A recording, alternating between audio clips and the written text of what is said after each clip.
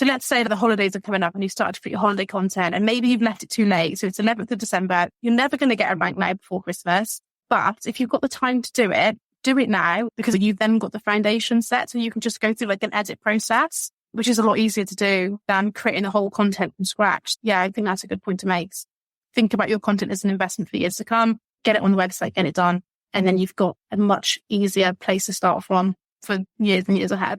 Welcome to the third season of the Simple and Smart SEO Show, the podcast dedicated to empathy-driven, brand-building SEO. I'm your host, Crystal Waddell. I leverage my obsession with user experience to help business owners just like you optimize your website with confidence. Thank you so much for being here. Let's jump into another great episode. Welcome back to the Simple and Smart SEO Show. I am here today with Zoe Ashbridge. You are in for a treat like usual because we have an SEO expert who knows all about Google Search Console, all about content, all about SEO. And so we're just going to pick her brain today. So Zoe, thank you so much for being here. I appreciate you coming on to the show. Thanks so much for having me, Crystal. I'm excited to talk all things SEO content. Yes. Can you give us a little backstory of who you are and like how you came into SEO and maybe even tell us a little bit about this bike trip? Yeah, absolutely. It's all entwined, really. I used to work in a digital marketing agency. I loved it. To cut a long story short, that agency hired my now husband. He invited me on this big bike trip, which was a 24,000-mile bike ride around the world. So to do that, I quit my job. And then while I was out, quitting my job was really nice because it gave me this opportunity to stop and think about what I actually wanted to do. And what I actually chose I wanted to do was content. I always wanted to be a writer. I then realized if I want my content to be found, I need to learn this thing called SEO. And I already had the foundations of SEO. I knew what keywords were and title tags were. So I just started like optimizing this blog where I was sharing my bike trip on there. I got my first page one rank for a long tail keyword, which was cycling in Azerbaijan, because not many people are doing that. And I got hooked, basically. And for the last 4 years, I've just defined that skill, kept up with what's going on in the industry and just continued to learn. And yeah, the passion for it has never really gone away, to be honest. I feel really fulfilled by SEO. So I just keep on serving. I love it. And I found you on LinkedIn and I love the little bite-sized pieces that you give on LinkedIn where you give like those SEO things you can do in 30 minutes. What's that called again? I do like a weekly SEO blast. So like that was born because, to be honest, I was finding the content production of LinkedIn quite intense. I was struggling to come up with just idea after idea. So I created this. And what it did is it took the mental load out of deciding what to post. Every week on a Wednesday, I know I'm posting a tip. But I like that SEO blast. And it's by far my most engaged post. If we go to my top posts, it's often SEO blast. But it just gives people an insight into a new tactic that they might not be doing before. And it can't really work in tactics and SEO 100%, not all of the time. But what I hope it does is, I could do that. That's really easy. And then opens that window of opportunity for them to go and research a little bit more about it. Like, why is that important? What else can I do with this? What does this naturally lead on to? So yeah, hopefully it just provides people with like a little step up to get into more information about SEO. And we'll definitely drop a link to your LinkedIn profile because I know that people who are listening right now, I know they're like, give me something I can do today. And we always talk about that. What's one thing that I can do today? So that's going to be my next question is if there was one thing a small business could do today to improve their visibility online, what would that top tip be? It's almost definitely going to be write content. The kind of longer answer is write content in a way that's strategic. But if you don't really know what strategic is or what it looks like, and you're starting with this young website with, let's say it's got 10 pages, write content. I'm at a point working with someone right now, actually, who's a really small business with about 10 pages, and she's not really ready to work with me yet. So what I said was just go and write content on the website because you know your audience. And most people have started a business because they're trying to solve a problem that they had. They're trying to solve a problem that they're very familiar with. You already know the problems that your buyers have. So I'd say just start getting that content up onto the website, answer their questions. And then what you can do is you can reverse engineer Google Search Console then, because you've actually got data. So you know what people are searching and finding your website for. So yeah, content. If you want visibility, write content. Yeah. You had a post, one of those Wednesday posts where you said, go do this. And so I did. I went to Google Search Console. I filtered by United States and I had never done that before. I was like, oh my gosh, like I even have clients who are probably listening right now that are thinking you've never done that before, but I'm honest, I never did that before. And so First of all, that was mind blowing because I want to know who my actual shoppers are. So for my e-commerce store, it's based in the United States. I do ship globally, but that's rare.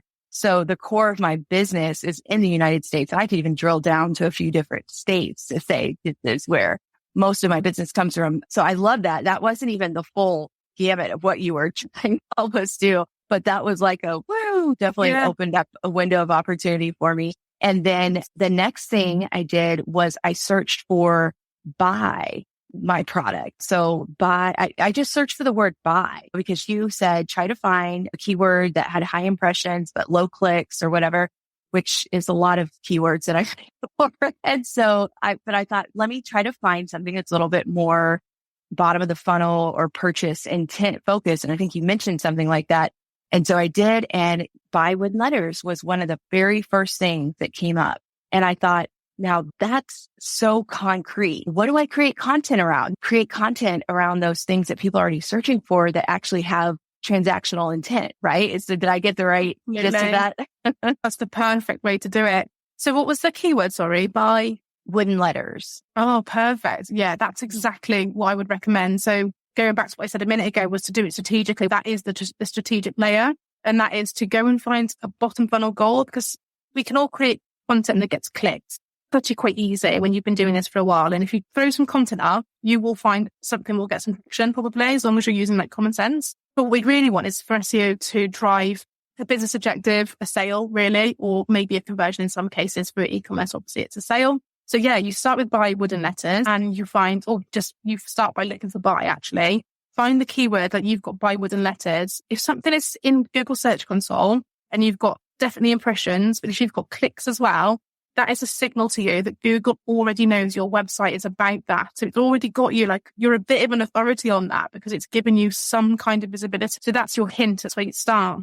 And then from there, you would build content around that bottom funnel page. So first of all, you want to have a page that addresses buy wooden letters. Probably going to be like a collection page, product collection, or maybe some kind of like landing page where you're selling it. But then you want to have content around that. So the types of queries people are asking related to wooden letters. Maybe you've got like examples of, I'm thinking of like designs using wooden letters, or you've got, I don't know, whatever the types of content people are asking for in relation to that, get that on your website. And then you can funnel them through to that buy page. Yeah. And then by naturally funneling them to that page, you're linking. So you would link from the article you've created through to the product or collection page. So you're sending them that way. And every time you link to that bottom funnel page, you're basically saying to Google, this is really important, because the more you talk about it, essentially, the more you link to it, the more important Google perceives the page to be.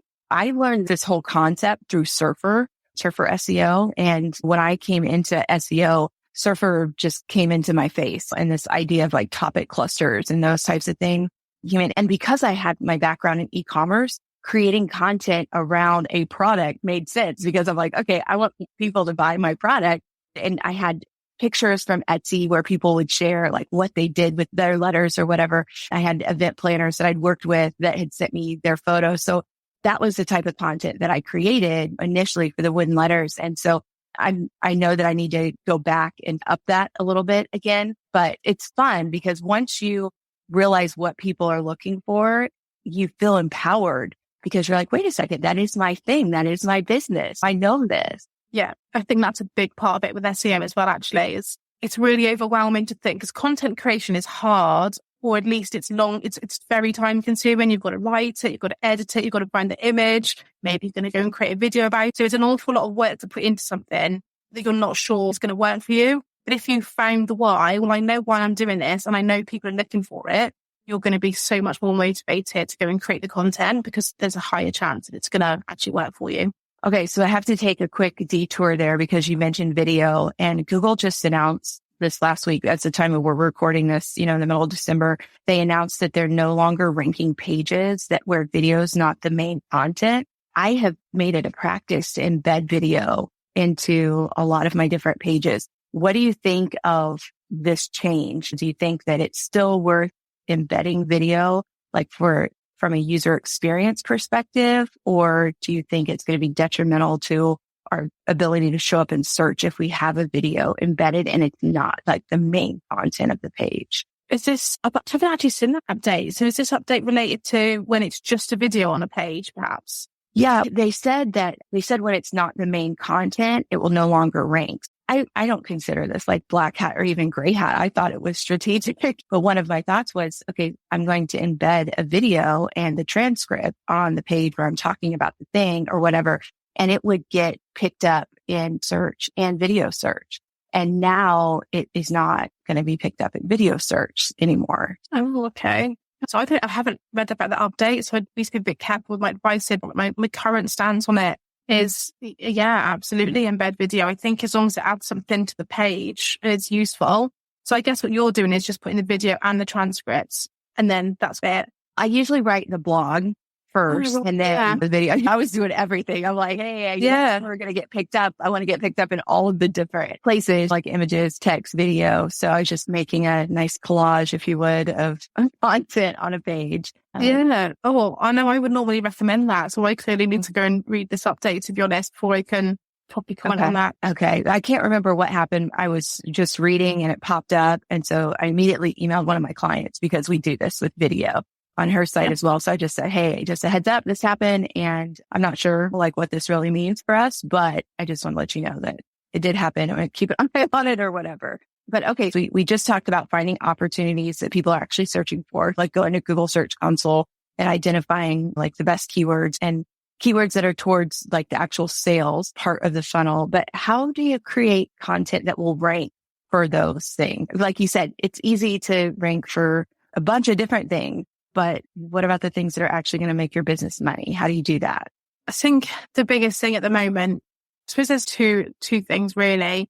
The first thing definitely will become more important is this kind of version of like topical authority. So proving that you have a lot of knowledge on a subject. So it's not really enough to put up a product page and let's just say wooden letters and expect people to rank that, because like, why should it? And I think it's perfectly reasonable at how it works as well when you think about it, is that if you were to go and buy from someone in real life, if you like, you would want them to show you that they are an expert on this. And I suppose in a real life transaction, that's just through talking. You ask them questions, they answer, you feel confident in what they do, and therefore you make the sale. And that's all we're really doing with our website. And the solution to that is to create a lot of content on their subject. And what that does is it essentially proves to Google, I am an expert at this because look at what I know, therefore I deserve to be ranked on Google. And to the user, you're giving them all of the answers to their questions and building their trust. So cover the topic in full is the takeaway there. And then the second thing is, of course, keywords. You do need keywords on the website in order to rank. If you're very like early in your SEO journey, you don't have access to keyword search tools like SEMrush or similar, then you can use Google Search Console, go and have a look at what you're getting ranked for now. But the other way to do it is to go to a tool or just use common sense, to be fair. Like I said earlier, you know what people ask you, what their questions are. So create content on that. And there are some kind of, let's say, little rules, let's call them guides on how to use a keyword. You would put it in the URL of the page. You would put it within the context of the content naturally, in the title tag, put it in the meta description. And then what you can also do is, because we're talking about this idea of creating topical authority, so all these different articles around the subject, I'm just going to stick with wooden letters, you would then be able to link these pieces of content together where it's natural, like just use your head there. So if you know that what a certain question that someone has, they're going to probably ask this next question, like link those two pieces of content together. And then you would use the keywords in the actual link itself. So that kind of says to Google, if someone searches this, I'm using this link. This is what I want that page to rank for. So bring it up in Google. One thing you just said that just made so much sense to me, or just, I saw this visual in my mind, is like this idea of a customer journey and what questions do they ask next? Because I'm like obsessed with graphs and customer journeys and that type of thing and like journey mapping. And so that's one way you could do it. You could just make a list of questions that people have. And then once that question is answered, what's the next question that they have? And then once that's answered, what's the next question that they have? Yeah, absolutely. And I think if you're starting out and you don't have access to the tools, that's a perfectly good way to do it. I actually had a client not that long ago. He hired me to do a strategy. So I did that. And the CMO at the time looked at it and said, this is so much better than anything I could create. Because you're going to laugh at me. But what I did was I went to Reddit and I pulled all the FAQs and started writing articles on it. I thought, actually, that's great. If you don't really have anything else, that is actually a really good way to start SEO because people are searching for it, but they're searching for it now because it's one of these social media platforms. You're definitely addressing their pain points, their problems. What's wrong with that? Truly nothing. Yeah. It's a good tactic. If that's all you've got, go for it. And I'm interested in like any tools that you might recommend for like customer journey mapping. But I wanted to make a comment real quick because one thing that I just learned about recently, like in terms of keyword tools, is that keyword tools are giving us information from the past rather than information of right now. And as I heard you say that, if that person was going to Reddit and finding what people were saying right now, he was actually getting better information than some tool that is aggregating data from months ago. And so that was an epiphany again, that as I maybe read your page or other people's blogs on SEO, and I realized, oh my goodness, like the right now SEO it's not the same picture as what you get from tools. And so it's really important to be able to balance that. And I think for those of us who know our businesses are cyclical, like for me, I do senior night. And so every fall there's football in the United States, American football. In the winter, there's basketball. In the spring, there's baseball and softball. Those things are evergreen and cyclical. So the keywords that are related to that, they are standardized and they're going to remain similar from year to year, but that's not the case for everybody's content. And so I just wanted to make that comment right now because that was just something I discovered. And I thought it was worth mentioning that, hey, we want to make sure that we stay up to date. And like you said, use common sense by searching Google for what's happening right now versus things could have been completely different 6 months ago. Do you spend your days at your 9 to 5 counting the hours until you can get home and burn the midnight oil on your side hustle? If so, I've got the podcast for you. Check out the Late Night Internet Marketing Podcast, where every episode brings you closer to the online business success that you've been dreaming about. We'll see you there. Late Night Internet Marketing.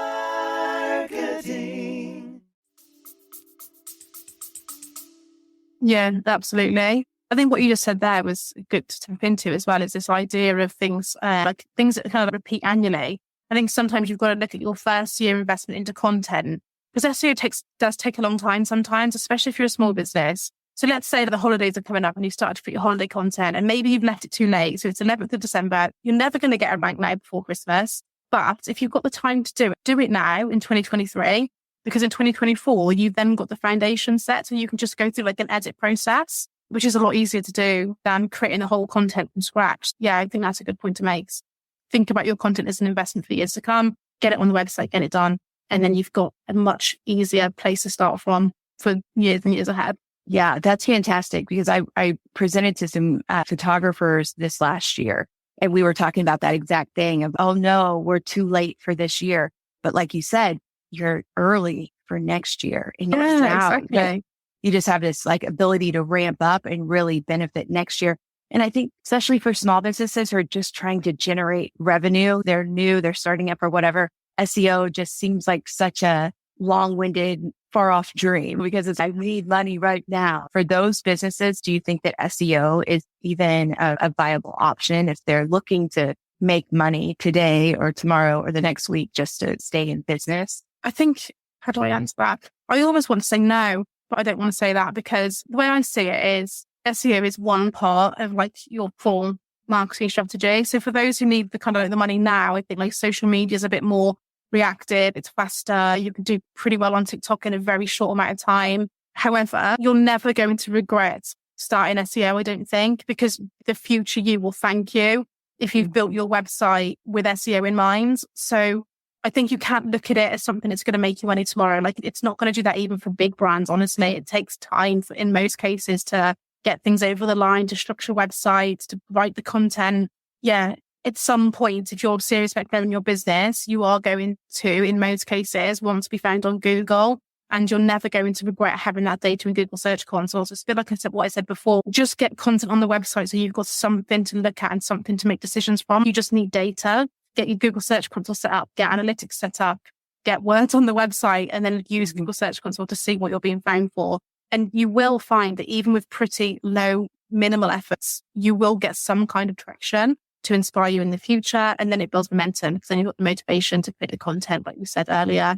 So I think that's the way to look at it. It's not immediate, but you're going to be doing your future business a favor by considering it. And to be fair, when you get into SEO as well, it will inspire all other marketing channels. For example, if you're using TikTok, I think it's fairly safe to say that the keywords that people put into Google are often also the keywords I put into TikTok, providing it's visual.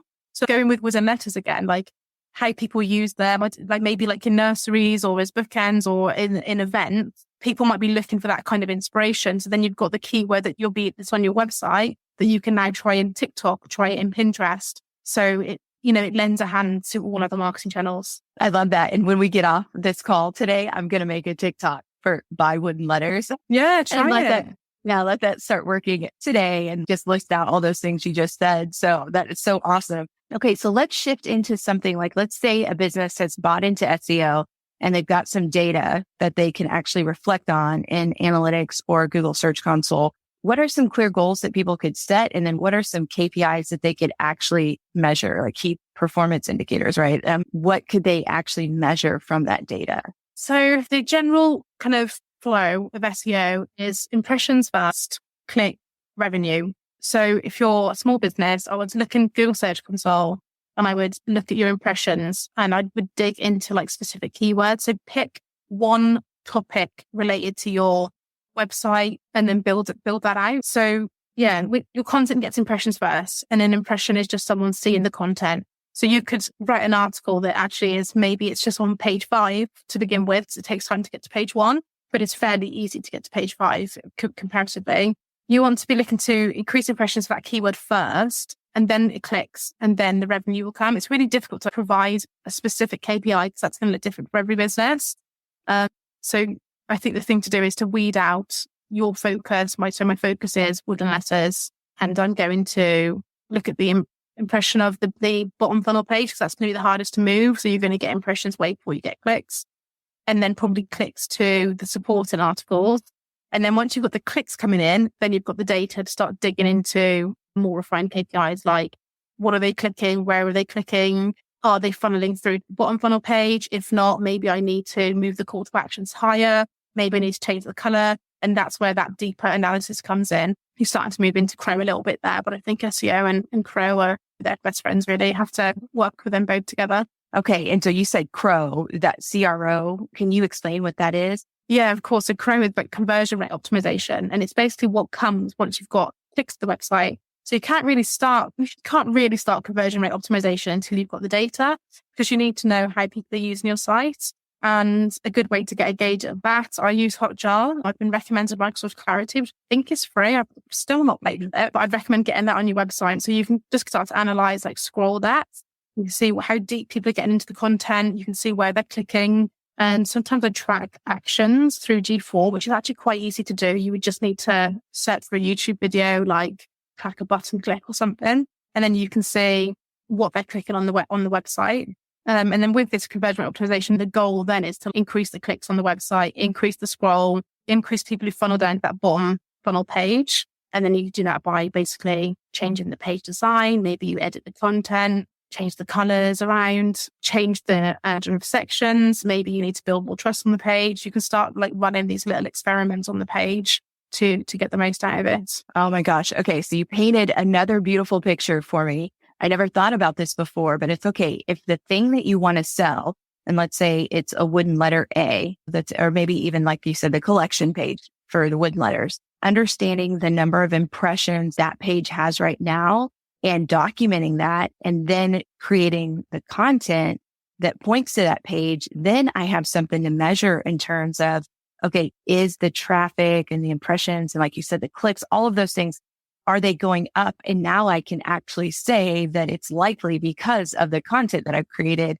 that this page is getting clicks. I never fully understood the mapping of the data to that. So thank you for that. That is so great.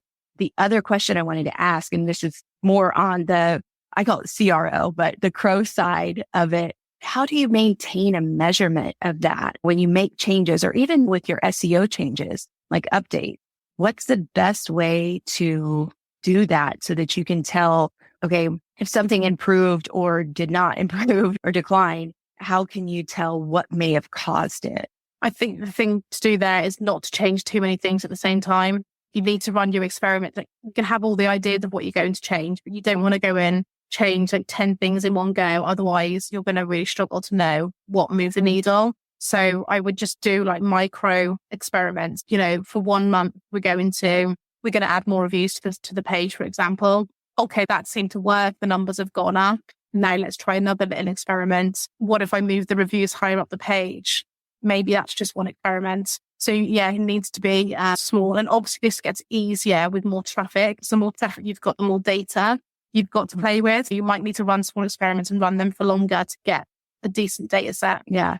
And it's so interesting to me. It's just from a super small business perspective, when you're the one doing it.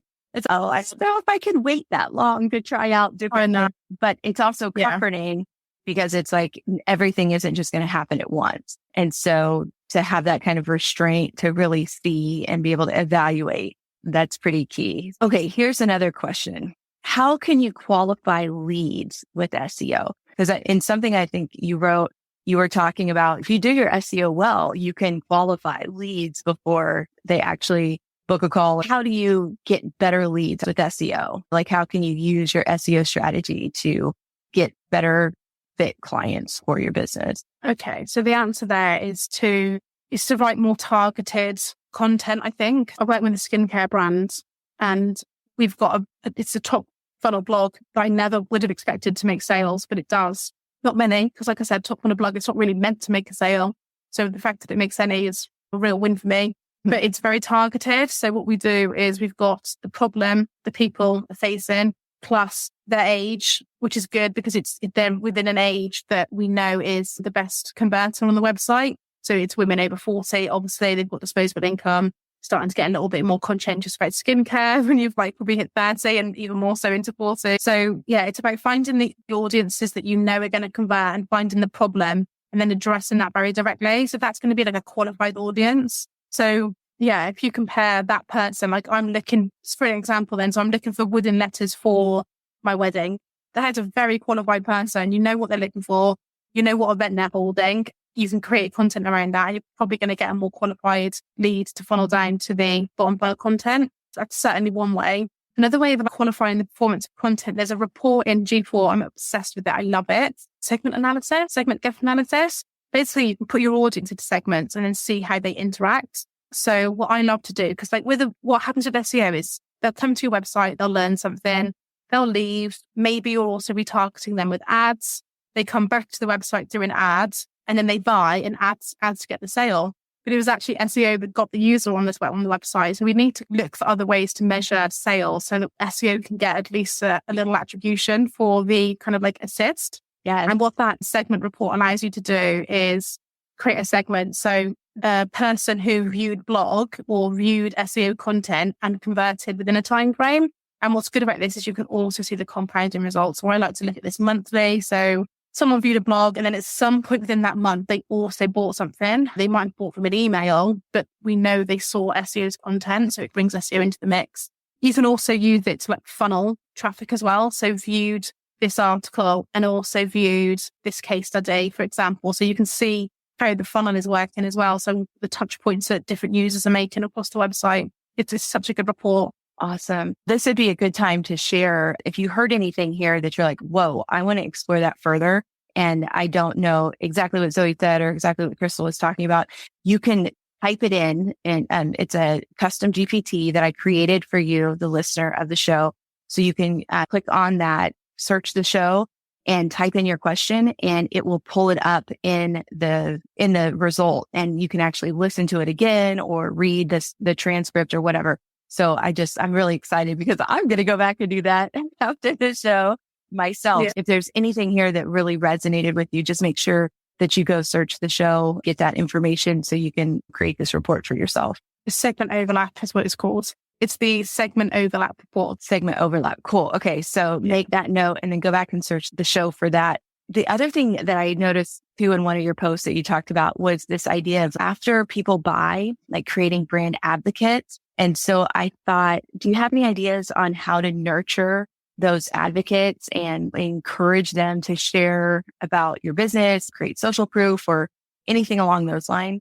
Yeah, there's so many ways you can do that. I've got a client who's brilliant at this. They are really creating a community around their product, around their brand. And there are a few ways they're doing it. It helps so much. Like, it's been one of the easiest SEO clients I've had in terms of like revenue and success, because they're doing so much outside of SEO, so much branding, that it's just easier to convert someone. So this is really important if you can. So we'll share some of the things they're doing. First of all, they've got like a Facebook group where people can go. It's a bit of a community. People are asking advice. The community are helping each other. So it's fairly like hands-off in some ways, because people within there will just interact and talk to each other, help each other. That's a great way to do it. And then, of course, you can join that group, share industry news, share the latest offers or whatever. So that feels good. Podcasts can be good. So like what we're doing now, to be fair, just like talking, that can be a great way to engage users. Email nurturing, I think, is really important. And you can incentivize actions from your audience. So things like, if we give you some free products, will you do a review? Will you do a video? That kind of interaction. My skincare client, they give people products for specific problems, so like oily skin or dry skin. They give them the routine that they need to use. The user, who's an existing customer, they then use it for 4 weeks. And then they can show the before and after. So you've got this really good like UGC content. That's a great way to do it as well. Well, what else is there? Just incentivizing reviews. There are like loads of platforms out that allow you to incentivize reviews with like discounts, recommend a friend discounts. Then reviews are amazing. Obviously, the more social proof you can get, especially for a small business, because the challenge for a small e-commerce business is you are probably competing with a well-known brand. So you need to prove that you're good, because we already have a certain level of trust in a brand that's already established. So like, I've got to have a good reason to buy, and like price isn't enough if you're just cheaper. Like I still want a good product. So you need to prove that it's good, and reviews are the best way to do that. So I think incentivizing reviews is a good one. Yeah. In my case with the wooden letters, Hobby Lobby, 24-inch letters. That's like a common search that I actually show up for, but that's who I'm competing against in the United States for that particular thing. But the differentiator is that my letters are so big. Like a lot of big chain brands or whatever, they don't sell giant letters, like 4-foot letters or 3.5-foot letters. So that's one of those things where it's okay, if you find yourself competing with a huge titan in the industry, see if there's something that you can do that's a little bit different than what they offer, because they can't pivot as quickly to create that or even find a vendor. Such great tips. I guess the last question that I would have for you is, what do you think small business owners developing their optimization strategies for 2024 should focus on for the first 6 months of 2024? I would say Topical Authorit. I've actually got a Muzz article on this, which has got a step-by-step guide on how to do it. So perhaps we can share that, but build out expertise in a subject. So answer all the buyer questions, create the content, get the case studies, like everything you can think that your user would want before they bought something from you. Just give them that and get it on the website.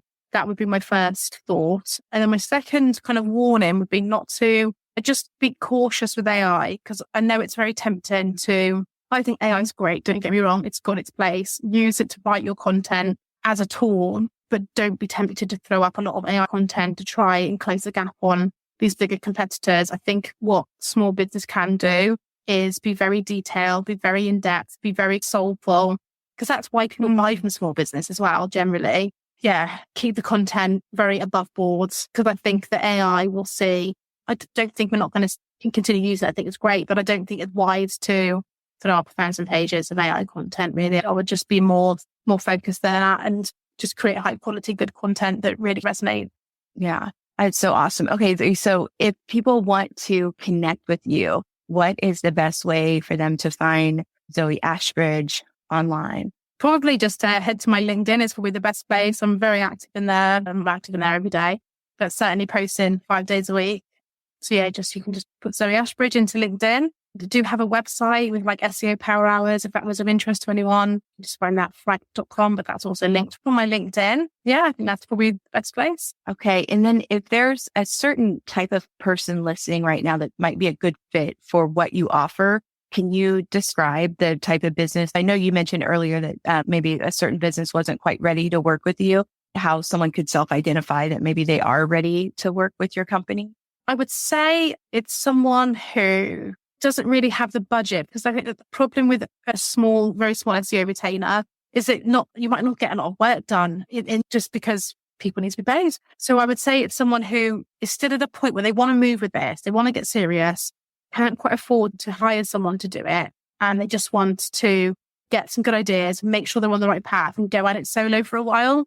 I think that's good. And I think actually you can save a lot of money with that, the SEO Power Hour. Yeah, so someone who's going to handle it in-house, but just wants some strategic direction, that's the right person. Okay, awesome. So yeah, let's keep this conversation going. If you have any thoughts, questions, ideas, whatever, you can find me all over the internet at Knowledge Vomit. Definitely send me a message wherever you are. Send Zoe a message. We definitely want to make sure that you're reaching your business goals for 2024. And we want to say thank you for being here. So until next time, have a great one. Thanks, Crystal. Thanks for having me. Hey guys, this is Crystal, one of your co-hosts from the Simple and Smart SEO Show podcast. If you're looking for a unique, handcrafted way to spruce up your home or office, then collagenwood.com is the perfect place for you. We are a small, woman-owned business that offers a range of beautiful wooden signs for your home or office. Our talented team of artists will work with you to create a sign that perfectly suits your needs. So why wait? Use promo code SIMPLE10 to save 10%. Visit collagenwood.com today. Save 10% with promo code SIMPLE10. That's collagenwood.com.